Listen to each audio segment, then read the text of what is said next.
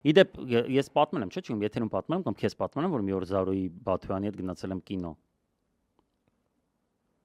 Ինչ։ Մի հատ էլ։ Եթերում չեմ պատմել։ Զարուհի Բաթոյանի հետ գնացել եմ։ Կալյասկով։ Հա։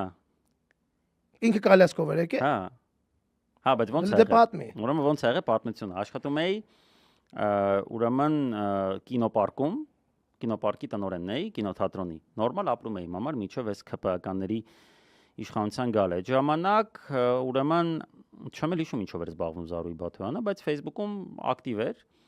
Ու ինքը ես քանի որ մասնակցում էի նաև կառուցման աշխատանքներին կինոպարկի, լավ տեղյակ է նրանից, որ հատուկ դահլիճներում հատուկ տեղ կա, որտեղ այդ նստարանը դուրս է գալիս, որպեսզի սայլակով մարդը գա, այսինքն բոլոր դահլիճներում կան համապատասխան տես տեղեր, որոնք մոբիլ են, հա, իրանք դուրս են գալիս եւ դու սայլակով կարող ես մտնել եւ ֆիլմը դիտել, դե այդ մարդիկ բնականաբար հասկանում եք, որ խնդրեմ ունեն սայլակից տեղաշարժվելու, ինքնուրույն կամ չինքնուրույն մի խոսքով խնդիր է, եւ Զարուհին post-ա մի անգամ գրում, որ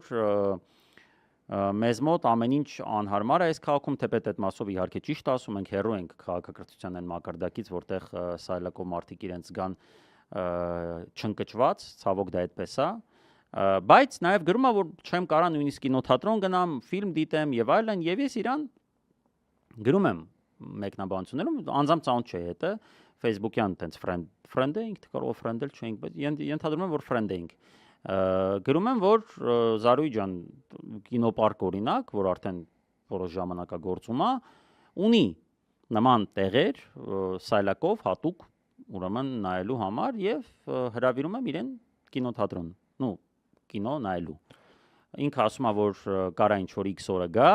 դե իրանց մոտ այդտեղ կախված են այնց, որ մեքենա կա հատուկ, որը տեղը փոխում է իրանց եւ այդ մեքենաներից շատ չեն, ցավոք դա էլա բաց թողում մեր երկրում, այդ մարդիկ իրականում շատ ծանր է իրանց տեղաշարժը եւ ինչ որ օրի համար խոսում ենք, ես իրան դիմավորում եմ, մենք միասին գնում ենք ու նայում ենք ֆիլմ։ Հետո ասում է շնորհակալություն, հա, իհարկե հարմար էր։ Ինքը իր սայլակով գալիս նստում է, մենք այդ տեղահանում ենք եւ գալիս է նստում։ Բայց իրականում հատուկ իր համար էի կարել, թե իրականում կա տես բան։ Մինչև այսօր էլ կինոպարկի դահլիճներում, ես չգիտեմ սինեմաստարում ոնց է, բայց կինոպարկի դահլիճներում մարդիկ ովքեր ունեն այդպիսի խնդիր, իրանք նախապես զանգարում են, նախապես ուրեմն հանվում է այդ նստարանները, առաջի շարքի նստարաններ ենք հանվում են եւ մարդը սայլակով գալիս նայում է, այնպես որ չեմ ոչ թե ռոմանտիկ ինչ որ մեզ մոտ հանդիպում էր, այլ պրակտիկ հանդիպել էինք, որպեսզի ինքը տեղում տեսնի, որ